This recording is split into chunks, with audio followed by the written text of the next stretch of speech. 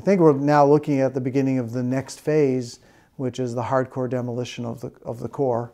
Duke's West Union building has been the center of attention for some time, and now the heart of that very structure will be removed today. Behind where the plaza is now gone, you can see they're doing demolition work inside what we call the core area, taking out walls, ceilings, and getting ready to start structural demolition in that area. Project manager Will Center and the Skanska team have proceeded with renovations to the West Union for several months, most notably removing a large piece of the Bryan Center Plaza this past November.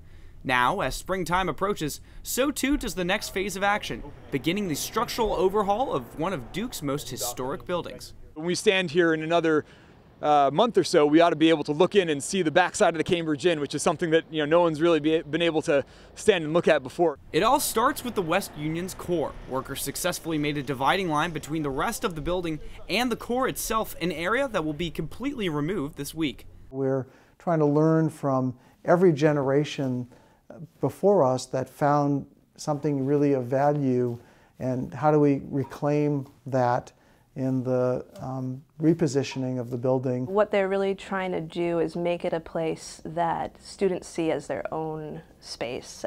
The new building will see a number of structural changes, including a glass facade replacing the south wall, a decentralized dining system, and the reintroduction of classic aspects such as the pub.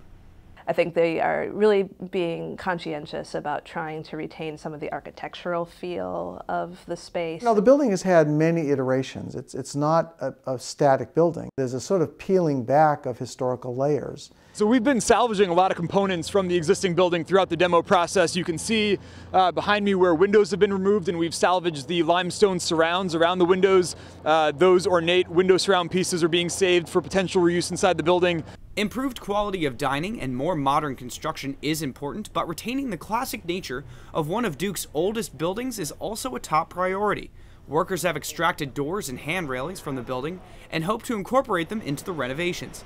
However, the most historic structural element is way over our heads. On all those steep pitched roofs, you can see that green sort of tan colored tile that matches all the buildings on West Campus here. That's original 1929 tile roofing, and so it's just about reached the end of its expected life, so we'll be taking that off and replacing it with new tile roofing.